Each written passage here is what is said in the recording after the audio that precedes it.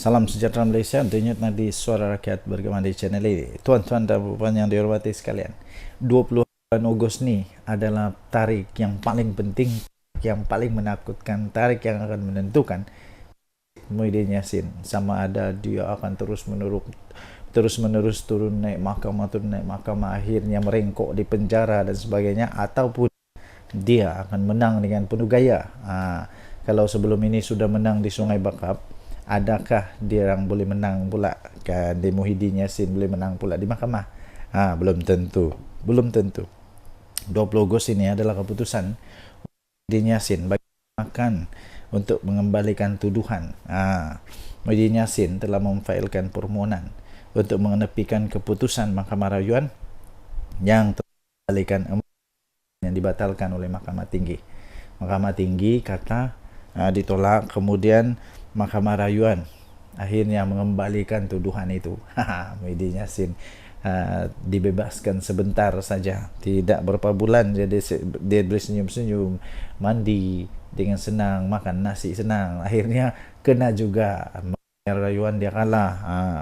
Mahkamah Rayuan telah menetapkan pada 20 Ogos ini untuk mendengarkan permohonan bekas Perdana Menteri Tan Sri Muhyiddin Yassin bagi menyemak keputusan panel sebelum ini yang telah mengembalikan semula 4 tuduhan salah guna kuasa yang membabitkan 232.5 juta terhadapnya. Banyak tu cik, banyak. Najib Razak baru 42 juta.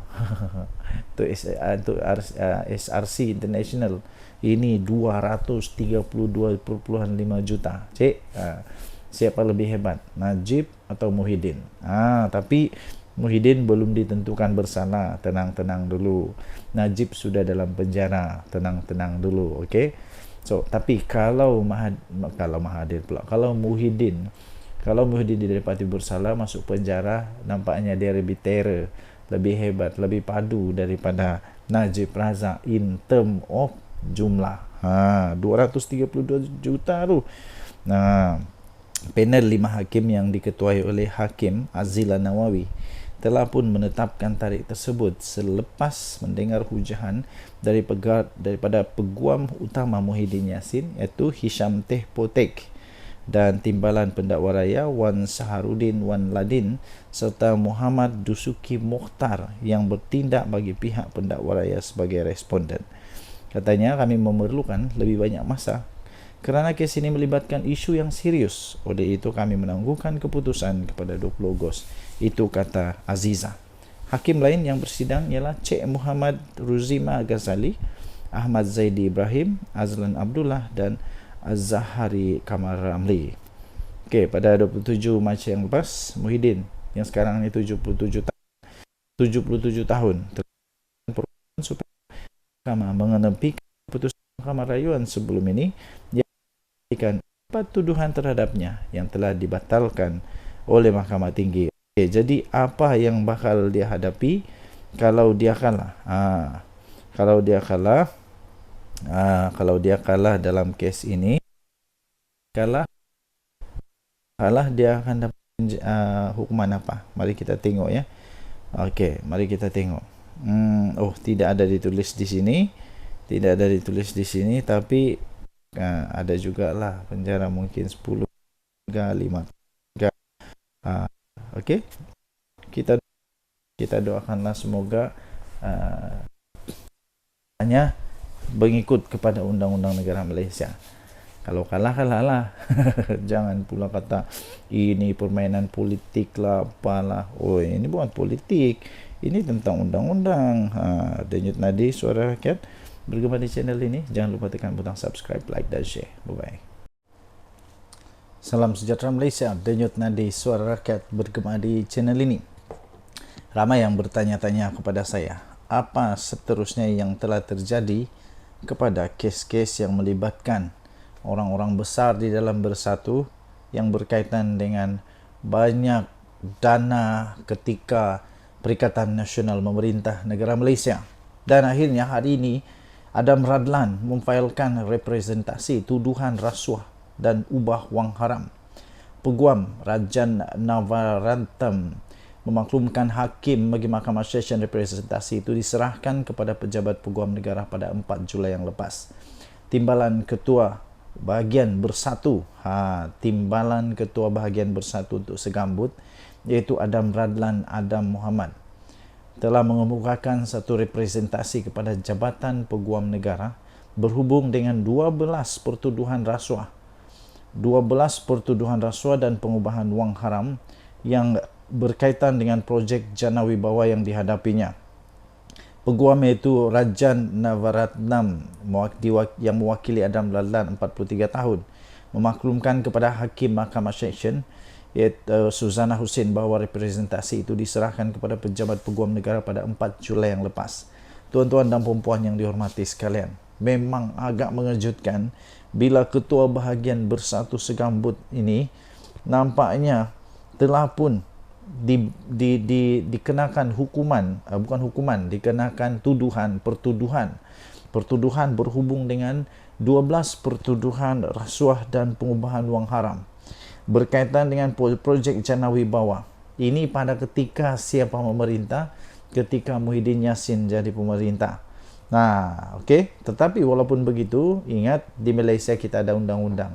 Seseorang belum lagi bersalah sehingga mahkamah mengatakan, undang-undang mengatakan dia bersalah. Jadi untuk kes ini dia belum bersalah, tetapi disahkan dia ada 12 pertuduhan rasuah dan pengubahan wang haram. Hebat betul pada ketika Muhyiddin jadi Perdana Menteri. Macam kita pernah ingat dulu, ada seorang juga yang macam begini juga, pihak pendakwaan memerlukan masa sebulan untuk meneliti dan mengkaji representasi yang dikemukakan oleh anak guam kami. Oleh itu kami mohon penangguhan perbicaraan kes yang ditetapkan pada bulan ini, kata peguam itu. Beliau berkata demikian selepas saksi pendakwaan yang pertama selesai memberikan keterangan perbicaraan untuk kes Adam Radlan yang berdepan 5 pertuduhan rasuah dan 7 pertuduhan pengubahan wang haram. 5 rasuah dan 7 pertuduhan pengubahan wang haram.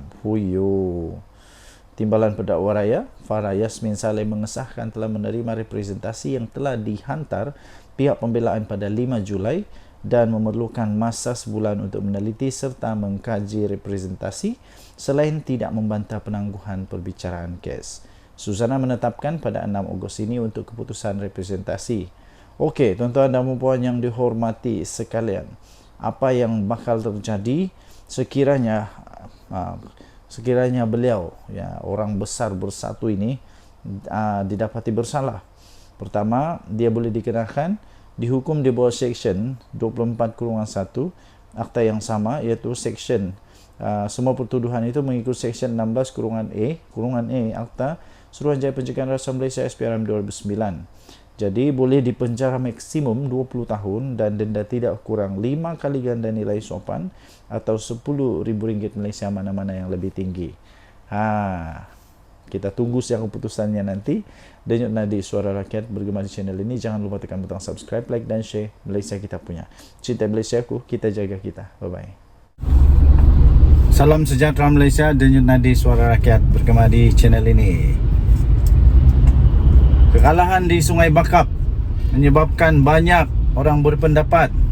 Salah satunya ada satu artikel yang saya baca, sokongan kepada kerajaan akan boleh akan berlaku terus merundum kerana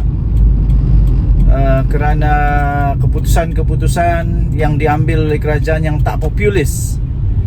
Yang tak populis ini maksudnya ialah seperti menaikkan mewujudkan dasar minyak bersubsidi untuk diesel yang baru diumumkan. Lepas itu tentang cukai dan sebagainya. Itu yang tidak populis. Jadi pada pendapat anda, terutamanya yang penyokong-penyokong PHPN, memang benarkah keadaan ini berlaku dan patutkah, perlukah untuk Datuk Seri Anwar Ibrahim, Perdana Menteri Malaysia, untuk mengumumkan menarik semula dasar-dasar yang tidak populis ini? keputusan-keputusan yang tidak popular, tidak tidak disukai oleh rakyat ini. Sebenarnya pada pendapat saya, bukan semua rakyat terkesan. Yang terkesan itu adalah orang-orang yang kaya saja. Sebab untuk orang-orang yang tidak kaya, kita tetap akan mendapat subsidi daripada kerajaan, iaitu dengan bantuan daripada kerajaan untuk mengimbangi kenaikan harga itu. Adakah kerajaan perlu untuk membatalkan semua itu? Pada pendapat saya, tidak perlu. Tidak perlu, kerana akhirnya satu hari nanti, 10-15 tahun akan datang, semua orang akan mendapati bahawa keputusan Datuk Seri Anwar Ibrahim ini adalah keputusan yang menyelamatkan negara Malaysia, yang dapat menyelamatkan negara Malaysia, dan bukan hanya untuk menjaga pungkok, menjaga buntut supaya terus dapat duduk di kerusi empuk Perdana Menteri, kerusi empuk MP dan sebagainya. Ada peribahasa bilang, biarku menjadi lilin yang dibakar memberikan cahaya. Jadi itulah keputusan-keputusan yang tidak populis ini, walaupun sekarang kelihatan seperti tidak bagus, tapi percayalah, 15 tahun dari sekarang rakyat akan mulai mengingat bahawa ini antara keputusan yang berani yang menyelamatkan negara Malaysia. Jadi antara lain juga ialah keputusan tidak populis daripada PKR PH lah secara keseluruhan, yang mengambil keputusan bekerjasama dengan Zahid Hamidi dan terutamanya Zahid Hamidi, yang mana diketahui memang ada kes mahkamah. Jadi itu memang tidak populis juga. Adakah ini juga telah menyebabkan pengundi-pengundi Tegar, penyokong-penyokong Tegar Pakatan Harapan juga mulai meragui dan tidak lagi terlalu tegar, tidak lagi menyokong apapun keadaan kepada Pakatan Harapan ini? Adakah perlu untuk PH melepaskan diri daripada kerjasama dengan Barisan Nasional yang dianggap sudah runtuh, sudah hancur berkecai dan tidak kuat lagi lah? Bukan macam dulu, letak kayu pun boleh menang. Apa pendapat anda? Sila tinggalkan komen. Denyut Nadi Suara Rakyat bergema di channel ini. Jangan lupa tekan butang subscribe, like dan share. Malaysia kita punya, cintai Malaysia aku, kita jaga kita. Kita jumpa lagi. Bye. Salam sejahtera Malaysia. Denyut Nadi Suara Rakyat bergema di channel ini. Selepas PRK Sungai Bakap, adakah UMNO benar-benar akan keluar daripada Pakatan Harapan Barisan Nasional Kerajaan Madani ini? Adakah memang benar berita kabar angin, cerita Mat Jenin, cerita Tok Kadok dan juga ramalan Nenek Kebayan mengatakan bahawa Barisan Nasional bersama dengan puluhan MP-nya akan keluar daripada Pakatan Harapan Barisan Nasional ini kerana hasil daripada kekecewaan, kerana kalahnya Barisan Nasional, kalahnya Pakatan Harapan, kalahnya Kerajaan Madani di Sungai Bakap. Sebelum ini ada video yang saya buat. Adakah memang benar itu akan jadi kenyataan pada ketika ini? Adakah memang benar bahawa semua MP dalam UMNO akan keluar daripada Kerajaan Madani kerana kekecewaan ini? Adakah mereka tiba-tiba sedar bahawa mereka sepatutnya berada di tempat yang lain, bukan di Kerajaan Madani? Kerana mereka tidak membawa sebarang impak, mereka tidak membawa sebarang kelebihan, mereka tidak pun membawa sebarang kebaikan yang boleh membawa kemenangan kepada Kerajaan Madani Pakatan Harapan ini? Adakah Zahid Hamidi benar-benar akan bersama dengan Tok Matasan untuk membawa UMNO keluar daripada Kerajaan Madani? Benarkah ini bakal berlaku? Okey, baik. Jawapan saya ialah tidak mungkin berlaku buat masa ini. Kerana kekalahan ini bukan disebabkan juga oleh UMNO. Tidak ada disebabkan oleh UMNO, walaupun kemungkinan besar pengundi-pengundi tradisi UMNO, pengundi-pengundi tradisi UMNO yang dulu tidak mengundi Pakatan Harapan, tetapi sama ada mereka tidak keluar mengundi ataupun mengundi Perikatan Nasional seperti yang berlaku pada PRU yang lalu. Seterusnya ialah kekalahan ini haruslah dikongsi bersama. Maksudnya tidaklah boleh dikatakan ini adalah punca utama adalah kerana ada UMNO di dalam kerajaan. Ada UMNO dalam kerajaan. Jadi tidak bolehlah kita kata kerana itu UMNO perlu mengambil tanggungjawab, mengambil kebertanggungjawaban dengan kekalahan dan letak jawatan keluar daripada kerajaan ini. Tidak. Tetapi kalau memang betul UMNO mau keluar pun tiada masalah juga. Buktinya ialah sama ada UMNO ada atau tiada dalam kerajaan, kalau kalah tetap kalah juga, kalau menang tetap menang juga, ya. Jadi itu tidak membawa terlalu besar dia punya impact kalau UMNO keluar pun daripada Kerajaan Madani ini. Okey, apapun kita harap janganlah keluar daripada kerajaan ini. UMNO janganlah keluar daripada kerajaan supaya kestabilan politik di Malaysia dapat dikekalkan sekurang-kurangnya.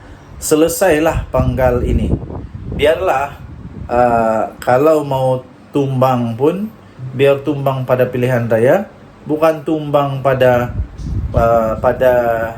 tebuk-tebuk atap, pada pintu belakang, pada macam-macam pengkhianatan dan sebagainya. Itu tidak seronoklah. Okey, bertahanlah. Ada 3 tahun lagi, paling lama pun 3 tahun lagi untuk kita tukar balik kerajaan ini kalau perlu. Denyut Nadi, Suara Rakyat bergema di channel ini. Jangan lupa tekan butang subscribe, like dan share. Bye-bye. Salam sejahtera Malaysia. Denyut Nadi, Suara Rakyat bergema di channel ini. Ramai yang bertanya-tanya kepada saya, apa seterusnya yang telah terjadi kepada kes-kes yang melibatkan orang-orang besar di dalam Bersatu yang berkaitan dengan banyak dana ketika Perikatan Nasional memerintah negara Malaysia. Dan akhirnya hari ini Adam Radlan memfailkan representasi tuduhan rasuah dan ubah wang haram. Peguam Rajan Navaratnam memaklumkan hakim bagi Mahkamah Session representasi itu diserahkan kepada pejabat peguam negara pada 4 Julai yang lepas. Timbalan Ketua Bahagian Bersatu, Timbalan Ketua Bahagian Bersatu untuk Segambut, iaitu Adam Radlan Adam Muhammad, telah mengemukakan satu representasi kepada Jabatan Peguam Negara berhubung dengan 12 pertuduhan rasuah. 12 pertuduhan rasuah dan pengubahan wang haram yang berkaitan dengan projek Jana Wibawa yang dihadapinya. Peguam iaitu Rajan Navaratnam yang mewakili Adam Radlan 43 tahun memaklumkan kepada Hakim Mahkamah Session iaitu Suzana Hussein bahawa representasi itu diserahkan kepada pejabat peguam negara pada 4 Julai yang lepas. Tuan-tuan dan puan-puan yang dihormati sekalian, memang agak mengejutkan bila Ketua Bahagian Bersatu Segambut ini nampaknya telah pun dikenakan hukuman, dikenakan pertuduhan berhubung dengan 12 pertuduhan rasuah dan pengubahan wang haram berkaitan dengan projek Jana Wibawa. Ini pada ketika siapa memerintah, ketika Muhyiddin Yassin jadi pemerintah. Okey. Tetapi walaupun begitu, ingat di Malaysia kita ada undang-undang. Seseorang belum lagi bersalah sehingga mahkamah mengatakan, undang-undang mengatakan dia bersalah. Jadi untuk kes ini dia belum bersalah, tetapi disahkan dia ada 12 pertuduhan rasuah dan pengubahan wang haram. Hebat betul. betul pada ketika Muhyiddin jadi Perdana Menteri. Macam kita pernah ingat dulu, ada seorang juga yang macam begini juga, pihak pendakwaan memerlukan masa sebulan untuk meneliti dan mengkaji representasi yang dikemukakan oleh anak Guam kami. Oleh itu kami mohon penangguhan perbicaraan kes yang ditetapkan pada bulan ini, kata peguam itu. Beliau berkata demikian selepas saksi pendakwaan yang pertama selesai memberikan keterangan perbicaraan untuk kes Adam Radlan yang berdepan 5 pertuduhan rasuah dan 7 pertuduhan pengubahan wang haram. 5 rasuah dan 7 pertuduhan pengubahan wang haram. Huyo. Timbalan Pendakwa Raya Farah Yasmin Saleh mengesahkan telah menerima representasi yang telah dihantar pihak pembelaan pada 5 Julai dan memerlukan masa sebulan untuk meneliti serta mengkaji representasi selain tidak membantah penangguhan perbicaraan kes. Susana menetapkan pada 6 Ogos ini untuk keputusan representasi. Okey, tuan-tuan dan puan yang dihormati sekalian, apa yang bakal terjadi sekiranya beliau, orang besar bersatu ini didapati bersalah? Pertama, dia boleh dikenakan dihukum di bawah Seksyen 24/1 Akta yang sama, iaitu Seksyen semua pertuduhan itu mengikut Seksyen 16/A Akta Suruhanjaya Pencegahan Rasuah Malaysia SPRM 2009. Jadi boleh dipenjara maksimum 20 tahun dan denda tidak kurang 5 kali ganda nilai sopan atau RM10,000 Malaysia, mana-mana yang lebih tinggi. Kita tunggu siang keputusannya nanti. Denyut nadi Suara Rakyat bergema di channel ini. Jangan lupa tekan butang subscribe, like dan share. Malaysia kita punya. Cinta Malaysia ku, kita jaga kita. Bye-bye. Salam sejahtera Malaysia. Denyut nadi Suara Rakyat bergema di channel ini. Saya ada 2 soalan yang tuan-tuan dan puan-puan boleh WhatsApp pula, boleh balas di ruangan komen. Soalan yang pertama, kalau pilihan raya umum diadakan pada bulan September, contoh andai kata tiba-tiba bubar parlimen kerana Datuk Seri Anwar Ibrahim, kononnya saja, walaupun tidak mungkin berlaku, tapi konon sajalah, kita anggap konon sajalah. Kononnya Datuk Seri Anwar Ibrahim tumbang kerana kehilangan majoriti di Dewan Rakyat. Kalau pilihan raya diadakan pada bulan September, katakanlah, pada pendapat anda siapa yang bakal menang dalam pilihan raya itu? Adakah tetap akan menang oleh Pakatan Harapan atau Perikatan Nasional atau Barisan Nasional? Patutkah Barisan Nasional berpisah daripada Pakatan Harapan? Patutkah UMNO untuk mencuba nasib sekali lagi untuk bertanding secara gentleman, iaitu secara solo, tidak mengharapkan mana-mana gabungan lain kecuali Barisan Nasional sahaja? Siapa yang bakal menang? Adakah Perikatan Nasional yang bakal menang dengan bergaya sekali lagi? Dan soalan kedua, ya tuan-tuan dan puan yang dihormati sekalian, kalaupun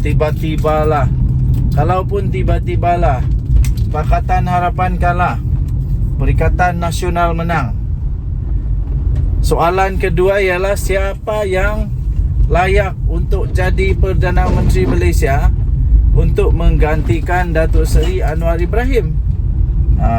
Itulah masalahnya sebenarnya. Masalah paling besar ialah siapa yang layak untuk ganti Datuk Seri Anwar Ibrahim untuk jadi Perdana Menteri. Adakah Hadi Awang tapi Muhyiddin setujukah? Adakah Dr. Samsuri, Menteri Besar Terengganu, tapi Hamzah Zainuddin dan Azmin Ali setujukah kalau PAS yang memerintah? Inilah persoalan paling besar. Persoalan paling besar sebenarnya ialah bukan menang kalah, tapi siapa yang boleh jadi Perdana Menteri. Soalan seterusnya ialah masihkah PAS mahu Muhyiddin jadi Perdana Menteri? Sanggupkah PAS untuk menjadi, sekali lagi, menjadi parti paling banyak menang, tapi akhirnya parti yang tidak pernah jadi kerajaan Perdana Menterinya daripada parti itu? Maukah? Okey, jadi tinggalkan komen anda. Apa pendapat anda? Siapa sebenarnya yang boleh jadi Perdana Menteri? Muhyiddin Yassin pun rasanya PAS sudah tidak mau jadi Perdana Menterinya Muhyiddin Yassin. Takkanlah Mahathir pula. Mahathir langsung tidak sudah kaki. Sebab dia bukan MP, kecuali dia menang lah. Tapi baru-baru ini pilihan raya kalah teruk, habis Mahathir. Jadi siapa yang layak untuk ganti Datuk Seri Anwar Ibrahim? Yang saya nampak tiada lah, belum ada lagi. Belum ada lagi.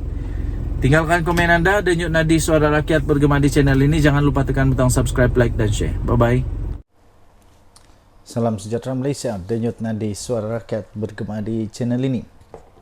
Ramai yang bertanya-tanya kepada saya, apa seterusnya yang telah terjadi kepada kes-kes yang melibatkan orang-orang besar di dalam Bersatu yang berkaitan dengan banyak dana ketika Perikatan Nasional memerintah negara Malaysia. Dan akhirnya hari ini Adam Radlan memfailkan representasi tuduhan rasuah dan ubah wang haram. Peguam Rajan Navaratnam memaklumkan hakim bagi Mahkamah Session representasi itu diserahkan kepada pejabat peguam negara pada 4 Julai yang lepas. Timbalan Ketua Bahagian Bersatu, Timbalan Ketua Bahagian Bersatu untuk Segambut, iaitu Adam Radlan Adam Muhammad, telah mengemukakan satu representasi kepada Jabatan Peguam Negara berhubung dengan 12 pertuduhan rasuah dan pengubahan wang haram yang berkaitan dengan projek Jana Wibawa yang dihadapinya. Peguam iaitu Rajan Navaratnam yang mewakili Adam Radlan 43 tahun memaklumkan kepada Hakim Mahkamah Session iaitu Suzana Hussein bahawa representasi itu diserahkan kepada pejabat peguam negara pada 4 Julai yang lepas. Tuan-tuan dan puan-puan yang dihormati sekalian, memang agak mengejutkan bila Ketua Bahagian Bersatu Segambut ini nampaknya telah pun dikenakan hukuman, dikenakan pertuduhan berhubung dengan 12 pertuduhan rasuah dan pengubahan wang haram berkaitan dengan projek Jana Wibawa. Ini pada ketika siapa memerintah? Ketika Muhyiddin Yassin jadi pemerintah. Okey. Tetapi walaupun begitu, ingat di Malaysia kita ada undang-undang. Seseorang belum lagi bersalah sehingga mahkamah mengatakan, undang-undang mengatakan dia bersalah. Jadi untuk kes ini dia belum bersalah, tetapi disahkan dia ada 12 pertuduhan rasuah dan pengubahan wang haram. Hebat betul pada ketika Muhyiddin jadi Perdana Menteri. Macam kita pernah ingat dulu, ada seorang juga yang macam begini juga. Pihak pendakwaan memerlukan masa sebulan untuk meneliti dan mengkaji representasi yang dikemukakan oleh anak guam kami. Oleh itu kami mohon penangguhan perbicaraan kes yang ditetapkan pada bulan ini, kata peguam itu. Beliau berkata demikian selepas saksi pendakwaan yang pertama selesai memberikan keterangan perbicaraan untuk kes Adam Radlan yang berdepan 5 pertuduhan rasuah dan 7 pertuduhan pengubahan wang haram. 5 rasuah dan 7 pertuduhan pengubahan wang haram. Timbalan Pendakwa Raya Farah Yasmin Saleh mengesahkan telah menerima representasi yang telah dihantar pihak pembelaan pada 5 Julai dan memerlukan masa sebulan untuk meneliti serta mengkaji representasi selain tidak membantah penangguhan perbicaraan kes. Suzana menetapkan pada 6 Ogos ini untuk keputusan representasi. Okey, tuan-tuan dan puan yang dihormati sekalian, apa yang bakal terjadi sekiranya beliau, orang besar Bersatu ini didapati bersalah? Pertama, dia boleh dikenakan dihukum di bawah Seksyen 24/1 Akta yang sama, iaitu Seksyen semua pertuduhan itu mengikut Seksyen 16/A Akta Suruhanjaya Pencegahan Rasuah Malaysia SPRM 2009. Jadi boleh dipenjara maksimum 20 tahun dan denda tidak kurang 5 kali ganda nilai sopan atau RM10,000 Malaysia mana-mana yang lebih tinggi. Kita tunggu siang keputusannya nanti. Denyut Nadi Suara Rakyat bergema di channel ini. Jangan lupa tekan butang subscribe, like dan share. Malaysia kita punya. Cinta Malaysia aku, kita jaga kita. Bye bye.